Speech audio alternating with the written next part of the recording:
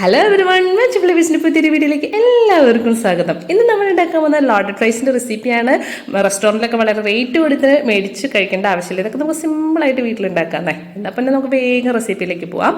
അപ്പോൾ boneless chicken എടുക്കുന്നുണ്ട്, കുറച്ച് ചിക്കൻ മസാല, മുളക് പൊടി, മഞ്ഞൾപ്പൊടി, ഉപ്പ്, പെപ്പർ, പിന്നെ നമ്മുടെ ഗരം മസാലയും കൂടെ ചേർത്ത് നന്നായിട്ടൊന്ന് മിക്സ് ചെയ്ത് കുറച്ച് വിനെഗറും കൂടി ചേർക്കുക. വിനെഗർ ഇല്ലെന്നുണ്ടെങ്കിൽ മോരായാലും മതി. ചേർത്ത ശേഷം നന്നായിട്ട് മിക്സ് ചെയ്ത് നമുക്കൊന്നൊരു 10 മിനിറ്റോളം മാരിനേറ്റ് ചെയ്യാൻ വേണ്ടി വെക്കാം കേട്ടോ.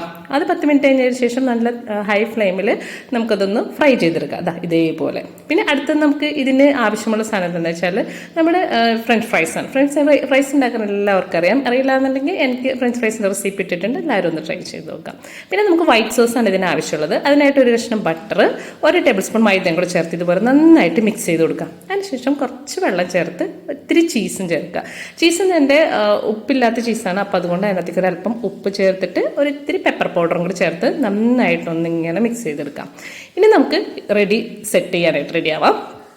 അപ്പോൾ ആദ്യം തന്നെ ഞാൻ മയോണൈസ് എടുത്ത് വെച്ചിട്ടുണ്ട്. മയോണൈസിൻ്റെയും റെസിപ്പി ഞാൻ വീഡിയോ ഇട്ടിട്ടുണ്ട്.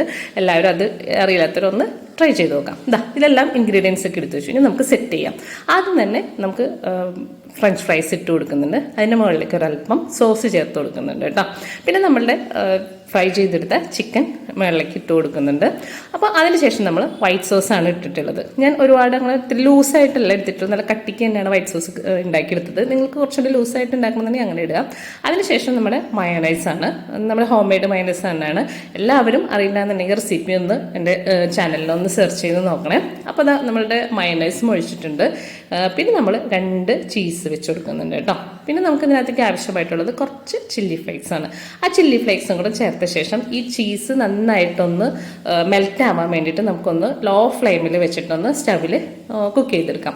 നമുക്കിത് ഓവനിൽ വെച്ചിട്ടാണെങ്കിലും നല്ല ടേസ്റ്റി ആയിട്ട് ഉണ്ടാക്കാം. ഇത് ഓവനില്ലാന്നുണ്ടെങ്കിൽ നമുക്ക് സാധാരണ സ്റ്റവിൽ വെച്ചിട്ട് ഇതേപോലെ ഒന്ന് ചൂടാക്കി കഴിയുമ്പോൾ ആ ചീസൊക്കെ മെൽറ്റായിട്ട് വന്നിട്ട് നമ്മളുടെ ലോഡഡ് ഫ്രൈസ് റെഡി ആയിട്ടുണ്ട്. വളരെ ടേസ്റ്റ് ഉള്ളൊരു ഐറ്റമാണ്. എല്ലാവരും ചിക്കൻ മേടിക്കുമ്പോൾ ഒരു പ്രാവശ്യമെങ്കിലും ഒന്ന് ട്രൈ ചെയ്ത് നോക്കുക. നമ്മൾ റെസ്റ്റോറൻറ്റിൽ കിട്ടുന്ന അതേ സ്റ്റൈലിൽ തന്നെ നമുക്ക് വീട്ടിൽ ഉണ്ടാക്കിയെടുക്കാവുന്നതാണ്. വളരെ ടേസ്റ്റി ആയിട്ടുള്ള ഐറ്റമാണ്. എല്ലാവരും എൻ്റെ വീഡിയോ ഇഷ്ടമായെന്ന് വിചാരിക്കുന്നു. റെസിപ്പി ട്രൈ ചെയ്തു എന്ന് വിചാരിക്കുന്നു. വീഡിയോ ഇഷ്ടപ്പെട്ട